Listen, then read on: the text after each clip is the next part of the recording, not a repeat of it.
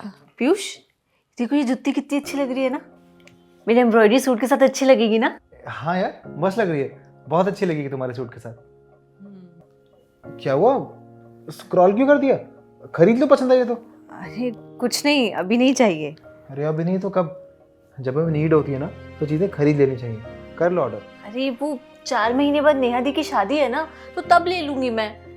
अभी जरूरत नहीं है तो अभी लेकर क्या ही करना। 4 महीने बाद? वो मैं भूल गई, वॉशिंग मशीन में मैंने कपड़े डाले हुए हैं, मैं देखती हूँ कि धुले हैं कि नहीं। हाँ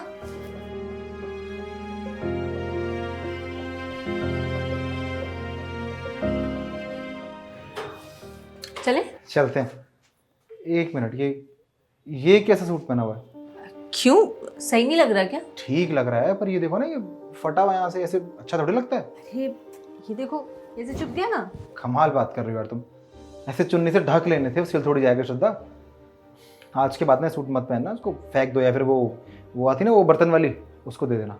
और हाँ, अभी मार्केट जा रहे हैं तो नया सूट लेके आएंगे तुम्हारे लिए। अरे ठीक है, बाद में ले लेंगे सूट, अभी जिस काम के लिए जा रहे हैं वो कर ले। अंधेरा होने वाला है, सब्जी मंडी बंद हो जाएगी। चलो।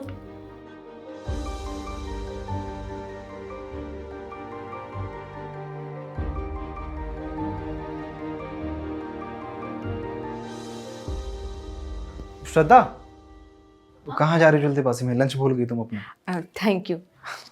ये बैग, ये अजीब नहीं लग रहा? वो तुम्हारा लेडीज वाला बैग कहाँ गया? अरे वो मैंने बताया था ना कि मेरा बैग फट गया है, तो इसलिए ये यूज कर रही हूँ।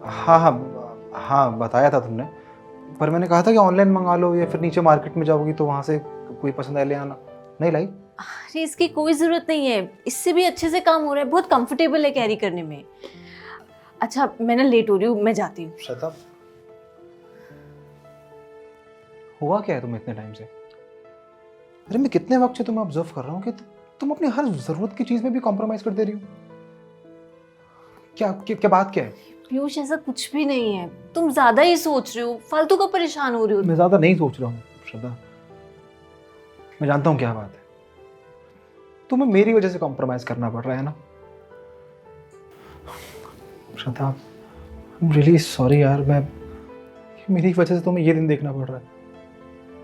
मैं कोशिश कर रहा हूँ एज सुन एज पॉसिबल, मुझे जहाँ पे भी कोई अच्छी नौकरी मिलेगी ना मैं ज्वाइन कर लूँगा, और फिर तुम्हें अपनी चीज़ों में कॉम्प्रोमाइज़ नहीं करना पड़ेगा। I am really sorry. पता है, शादी के इतने सालों बाद हम जब भी कभी मार्केट में गए या कहीं बाहर घूमने गए, तुम्हें कोई छोटी बड़ी कुछ भी चीज़ पसंद आई है ना, तुमने बिना सोचे समझे खरीद लिया उसको हमेशा।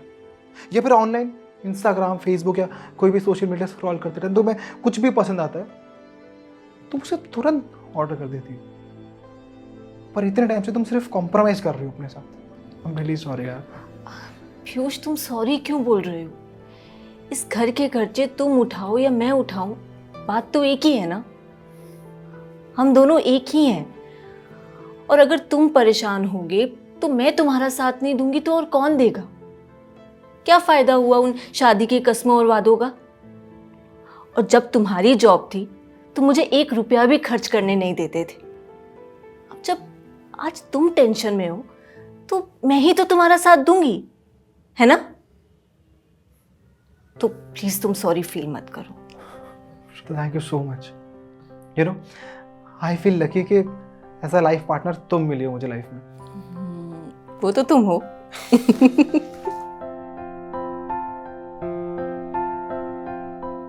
If you are going through any psychological or relationship problem, then you can join our positivity group by the name of Nijo Positive. It's a community counseling group wherein you can submit your problems anonymously and people in the group will try to solve it or support you with positivity.